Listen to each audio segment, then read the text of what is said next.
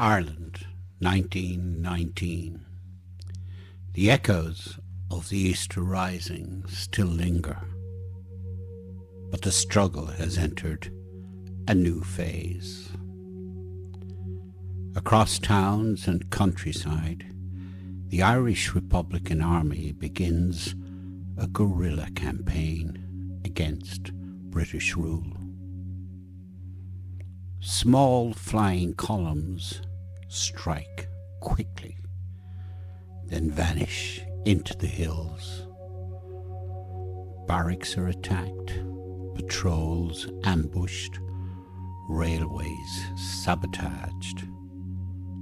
The war is everywhere and nowhere.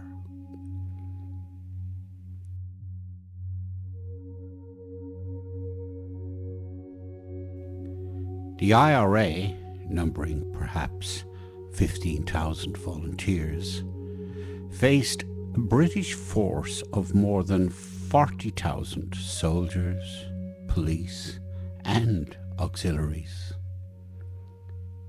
Yet, their strength lay in mobility and local support. In Tipperary, Cork, and Dublin, ambushes became routine. The Solo Head Beg ambush in January 1919 marked the beginning.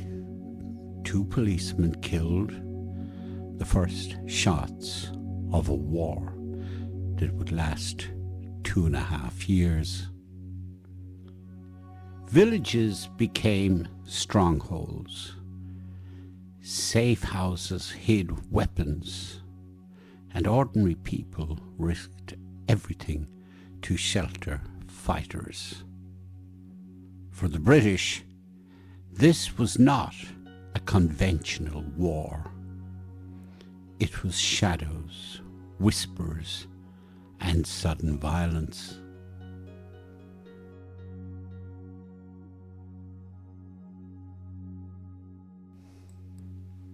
But civilians bore the brunt.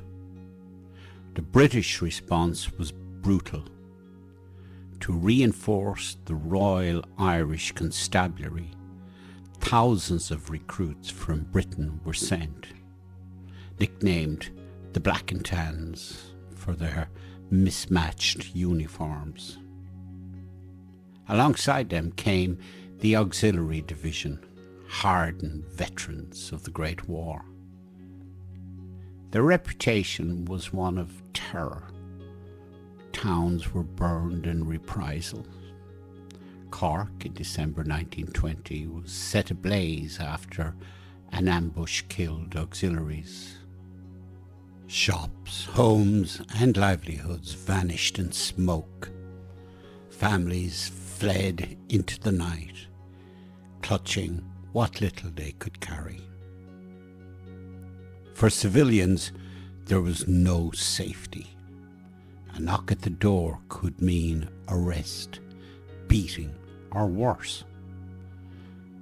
The war was not only fought in ambushes, it was fought in kitchens, in streets, in the fragile fabric of daily life.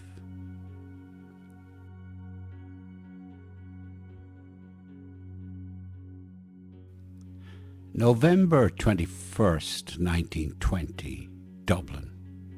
A football match at Croke Park draws thousands.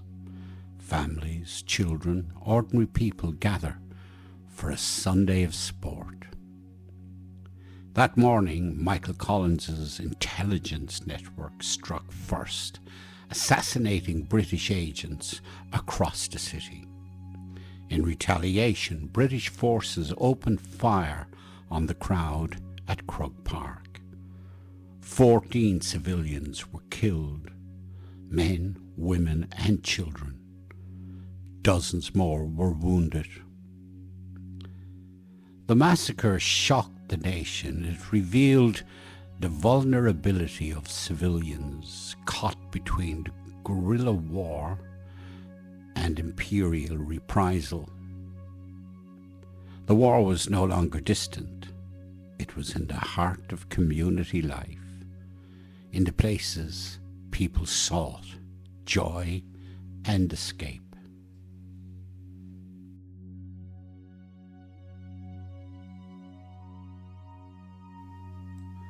The Black and Tans became infamous. The raids were often indiscriminate.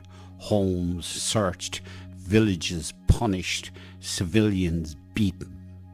Reprisals were sometimes sanctioned by the British government itself.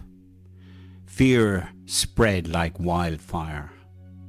Letters from survivors speak of sleepless nights, of children trembling, and footsteps outside. Diaries recount the smell of smoke, the sound of gunfire, the silence after neighbours were taken away. The war was not only about independence, it was about survival. Ordinary people lived in constant uncertainty, never knowing if tomorrow would bring freedom or devastation.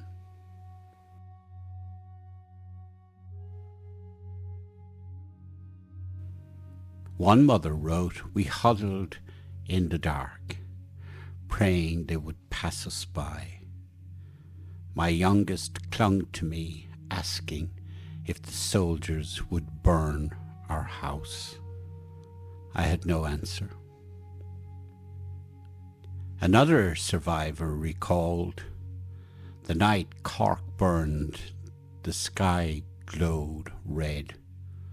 We watched from the fields, helpless, as our city was destroyed." These voices remind us that history is not only battles and treaties, it is fear, hunger, and loss. Nearly 900 civilians died in the conflict. Each number hides a name, a family story.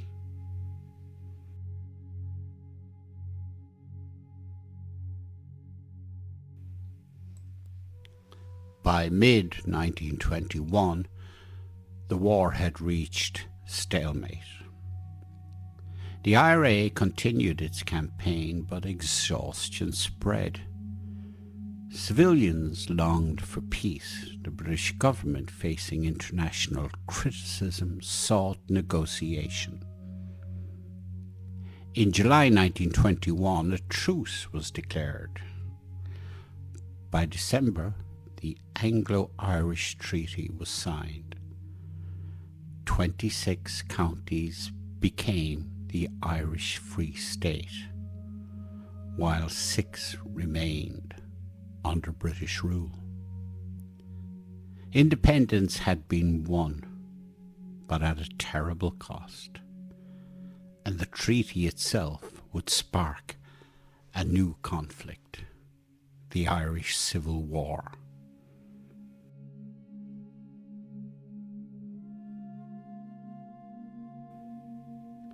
The War of Independence was not only a struggle of armies, it was a struggle of families.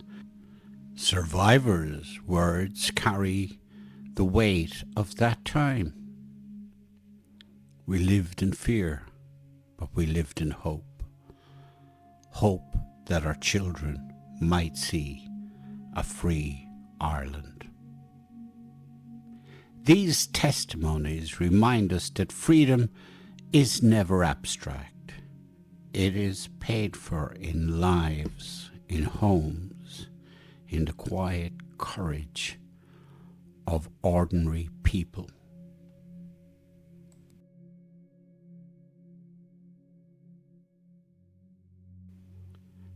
Between 1919 and 1921, Ireland fought a war of shadows.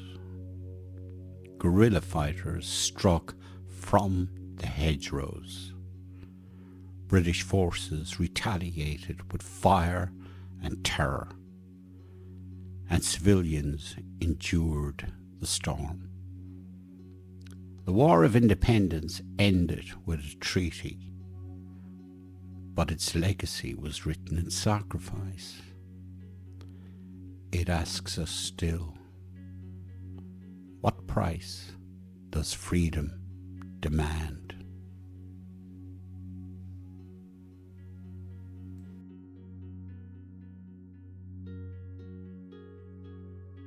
Thanks a million for joining us today. If this story spoke to you, don't let it end here. Hit subscribe and tap the notification bell so you'll never miss our next journey into the moments that shaped our world. Every like, share, comment, and subscription makes a real difference. Each one adds a penny to Emerald Chronicle without costing you a thing. That's how we keep this project alive, since we rely entirely on YouTube to fund our research and production. When you share our videos, you're not just passing along a story, you're helping keep Irish culture alive and bringing it to audiences everywhere. And while we sometimes use AI to recreate images from the past, we do so under a fully open policy, drawing only from public domain sources. We're careful to respect copyright and original artists, and all of our research, writing, and production is 100% human, with only the occasional exception for narration. We've also taken your feedback to heart. Every video now includes full source listings in the description, so you can see exactly where each story comes from. Emerald Chronicle is a one-man project, created by Irish historian Jerry Hannon in Limerick City. If you'd like to reach out, you'll find his email in the description. And here's where you come in. We'd love to hear your ideas. Drop a comment with the stories from Ireland's past that you'd like us to explore. We don't just listen, we act on your suggestions, because together we can share Ireland's history with the world. Thanks again for watching, for learning, and for helping us keep history alive. Until next time, keep questioning, keep exploring, and keep the past close, because it still has so much to say.